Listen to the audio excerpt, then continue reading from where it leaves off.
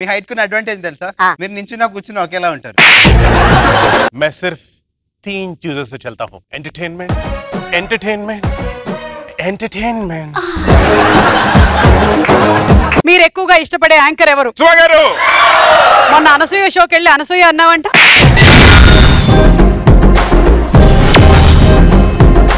ఈ మాట చెప్పడానికి నోటికి మాట కరువైంది.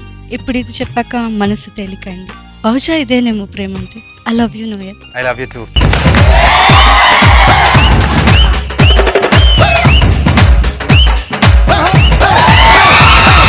మీరే డైరెక్టర్ అయితే మీరేం చేస్తారు? బల్బిత్రి బలాబలం సినిమా తీస్తాం.